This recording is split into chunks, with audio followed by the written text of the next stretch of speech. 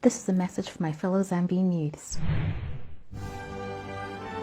There was a time when I believed that being a Christian meant simply focusing on church matters as well as ministry. I believed that being peaceful meant that I should never question what is happening in my country.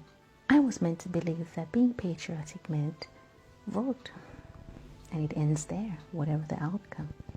And as a good citizen, pray for my leaders, but never question them about national affairs. Well, I realized later that that couldn't be further from the truth. Indeed, there is a time to pray, and there is a time to act. It is the Bible that says that there is time for everything under the sun. It also does say that faith without works is dead.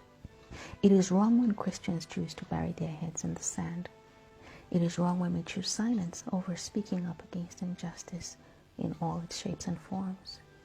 It is wrong when we allow our fears to speak louder than our will to make things right. As I reflect on our independence and the high price that our forefathers paid for our freedom, I realize that I rob myself as well as future generations when I choose to pay a blind eye to what is wrong. Friends, it will never be an offense to ask questions. It will never be a crime to need answers. It will never be ungodly to demand dignity for every Zambian. It will never be unconstitutional to express our concerns. To my fellow youths, the future of this country is in our hands. Let us choose to educate ourselves. Choose to empower ourselves. Choose to educate yourself.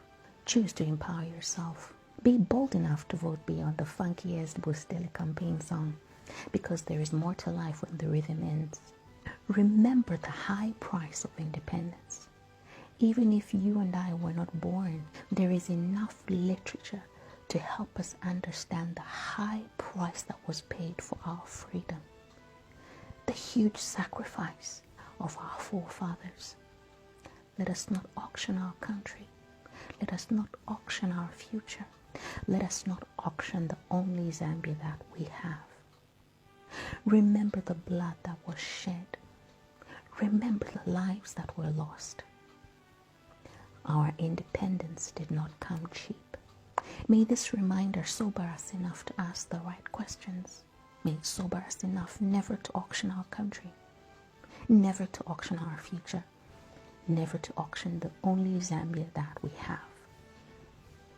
Don't silence me. All I need are answers.